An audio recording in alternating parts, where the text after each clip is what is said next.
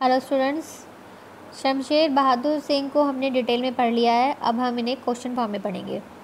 तो पहला क्वेश्चन है इनका, शमशेर बहादुर सिंह का जन्म कब और कहाँ हुआ। ये तो आपको सभी कवियों का जन्म और मृत्यु बिल्कुल अच्छे से याद होनी ही चाहिए, इसमें कोई कन्फ्यूज़न नहीं होना चाहिए। तो इनका जो जन्म हुआ था वो 13 जनवरी 1911 को हुआ था। तो नेक्स्ट क्वेश्चन है, शमशेर बहादुर सिंह को उनके किस काव्य संकलन के लिए साहित्य अकादमी पुरस्कार को से सम्मानित किया गया था। उनकी जो रचना थी वो थी चुका भी नहीं हूँ मैं। 1987 ईस्वी में शमशेर बहादुर सिंह को मध्य प्रदेश सरकार ने कौन सा पुरस्कार प्रदान किया। यहाँ आपको सन भी याद रखना है और पुरस्कार का नाम भी। तो 1987 में मध्य प्रदेश सरकार ने जो पुरस्कार दिया था वो था मैथिली शरण गुप्त पुरस्कार। अगला है, नई कविता के कवियों में सबसे अधिक और सबसे कम समझे गए कवि कौन से हैं। वो शमशेर बहादुर सिंह ही हैं। शमशेर के बारे में क्या सत्य नहीं है। तो सेकंड ऑप्शन देखिए, वे घोषित तौर पर छायावादी है। ये बात उनके अनुसार ठीक नहीं है, क्योंकि वो छायावादी कवि नहीं थे, वो प्रयोगवादी कवि थे। तो नेक्स्ट क्वेश्चन है कि निम्न कथनों में से कौन सा कथन असत्य है। तो इन सारे कथनों में जो गलत कथन है वो है बी, शमशेर ने केवल हिंदी में कविताएं लिखी, किसी अन्य विधा में नहीं। ये जो ऑप्शन है ये गलत है। नेक्स्ट है, शमशेर रीति प्रभाव वाले कवि है, जिस पर हिंदी रीतिवाद का कम, उर्दू रीतिवाद का प्रभाव अधिक है। ये कथन किसका है। इस टाइप के क्वेश्चन भी बहुत आएंगे आपके में कि कथन दे दिए जाएंगे और पूछा जाएगा कि ये किसने कहा है, और ऐसा भी पूछ सकते हैं कि किसके बारे में कहा गया है। तो ये जो कथन कहा है ये डॉक्टर रामविलास शर्मा ने कहा है। नेक्स्ट भी ऐसा ही क्वेश्चन है कि एक शमशेर भी हैं अलग और अद्वितीय, ये किसने कहा। ये दूधनाथ सिंह ने कहा है। तो दो कोटेशन आपने देख ली हैं कि इस तरह के क्वेश्चन अक्सर पेपर में पूछे जाते हैं। तो नेक्स्ट है, शमशेर को मुख्यतः जाना जाता है, किस लिए जाना जाता है, गज़लों के लिए।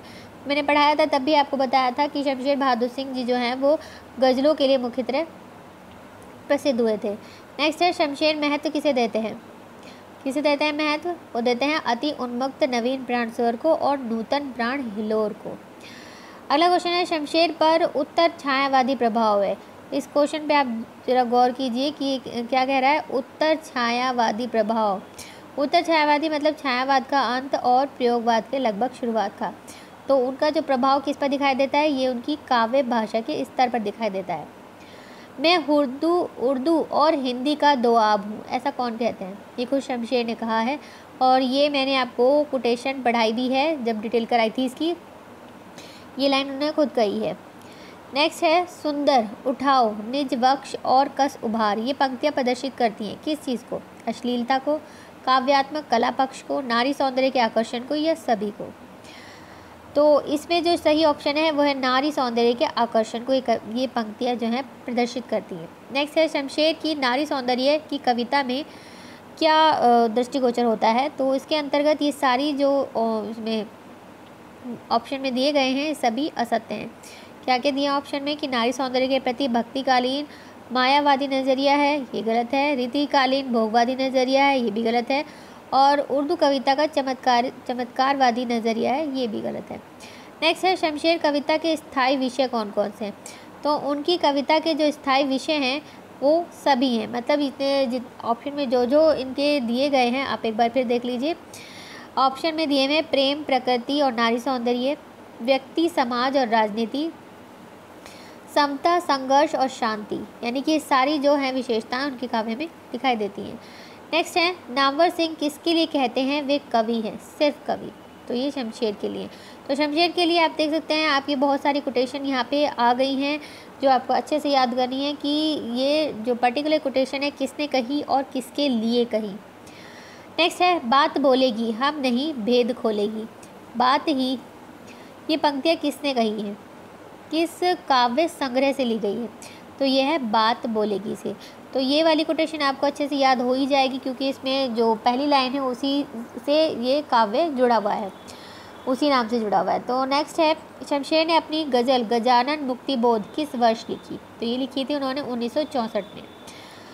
नेक्स्ट है, शमशेर बहादुर सिंह हिंदी साहित्य के ऐसे जटिल कवि हैं कि इनकी दुरूहता को लक्षित करते हुए इन्हें कहा जाता है, क्या कहा जाता है, कवियों का कवि। और ये किसने कहा था, ये मैं भी आपको पढ़ा चुकी हूँ कि किसने कहा था।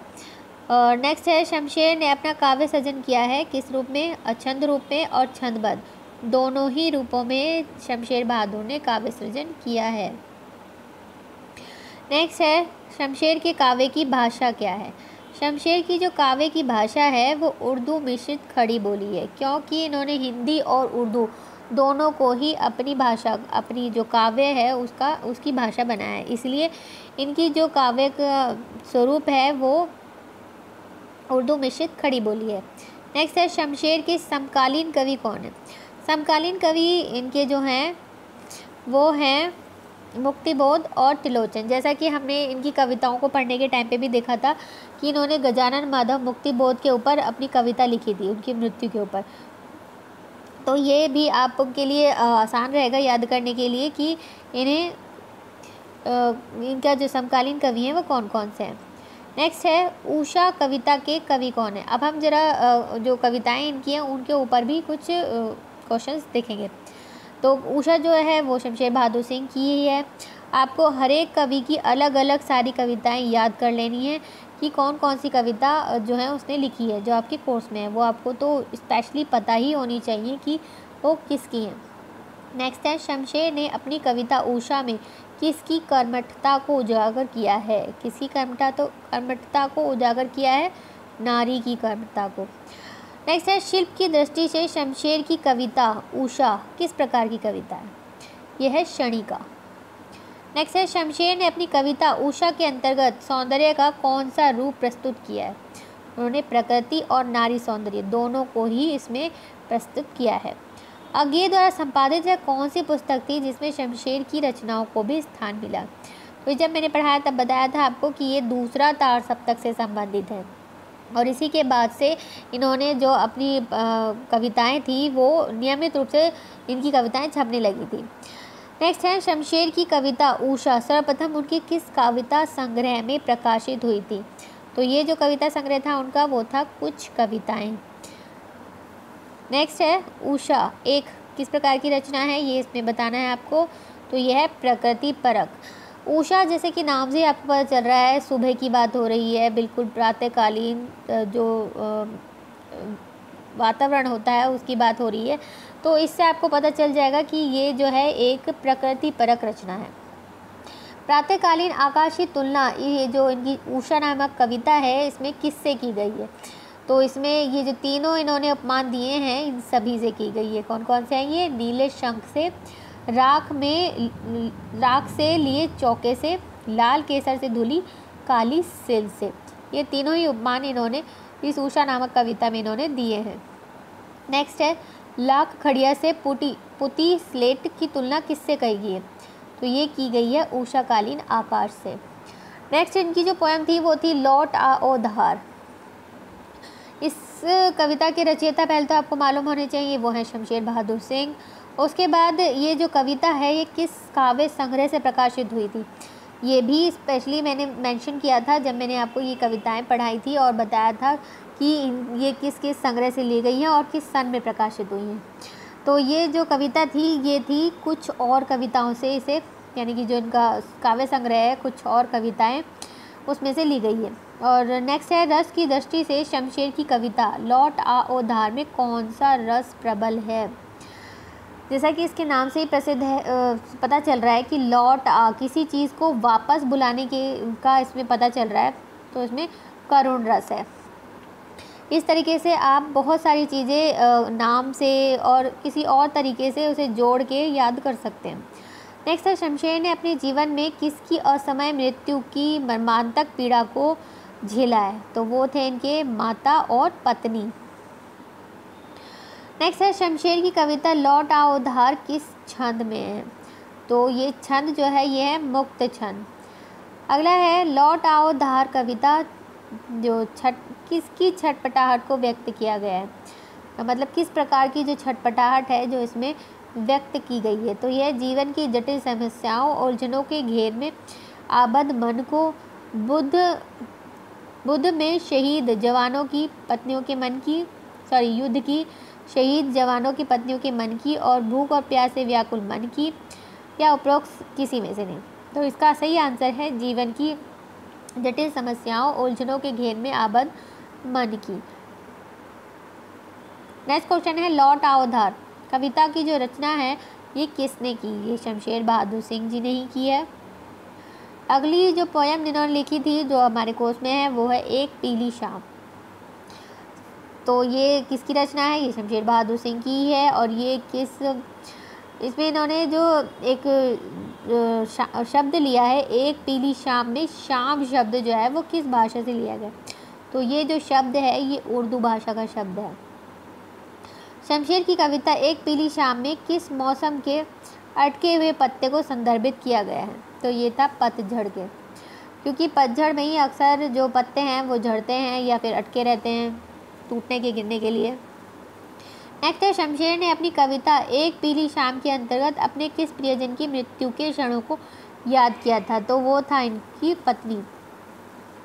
इनकी पत्नी के इनको वियोग महसूस दिया था, उसी के ऊपर इन्होंने ये अपनी कविता लिखी है। तो शमशेर ने अपनी कविता एक पीली शाम के अंतर्गत अटका हुआ आंसू की उपमा किससे की गई है? तो ये संध्या तारक से इन्होंने इसकी उपमा की थी। शमशेर की कविता एक पीली शाम सर्वप्रथम उनकी किस कविता संग्रह में प्रकाशित हुई थी? तो ये थी कुछ कविताएं। नेक्स्ट क्वेश्चन है कि एक पीली शाम कविता रचना किस प्रकार की, मतलब इसमें जो रचना की ये जो कविता है इसमें किस प्रकार की रचना दी गई है या कही गई है? ये अलंकारिक है, प्रतीकात्मक है, ये सरल सुबोध है, मतलब किस प्रकार की है? तो ये प्रतीकात्मक, क्योंकि इसमें इन्होंने प्रतीक दिए हैं। कोई जो बात ये कहना चाहते हैं इन्होंने बिल्कुल प्रतीक के माध्यम से कही है, इसलिए ये प्रतीकात्मक है। एक पीली शाम किस ऋतु की ओर संकेत करती है? तो पीली शाम इन्होंने पतझड़ से संकेत करते हुए ली है। पीली, क्योंकि पतझड़ में जो है पत्ते वो हैं पीले पीले होकर गिरने लगते हैं, तो चारों तरफ से पीले पीले, जैसे कभी आप पेड़ों के बीच में जाओ तो आपको महसूस देगा कि पीले पीले पत्ते जो हैं चारों तरफ गिरे पड़े हैं। तो उसी जो उनका दृश्य है उसी के ऊपर इन्होंने ये नाम उन्होंने रखा है। एक पीली शाम में पीली से क्या बोध होता है?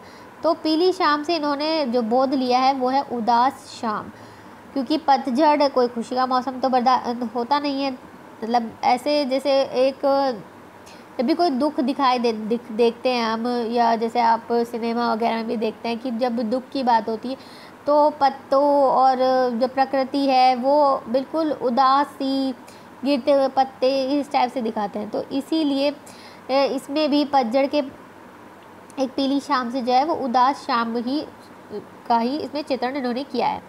पतझड़ के पत्ते को देखकर कवि को अनायास क्या नज़र आता है? तो उन्हें इनमें से एक कमज़ोर, कुम्हलाया हुआ और थका सा चेहरा दिखाई देता है।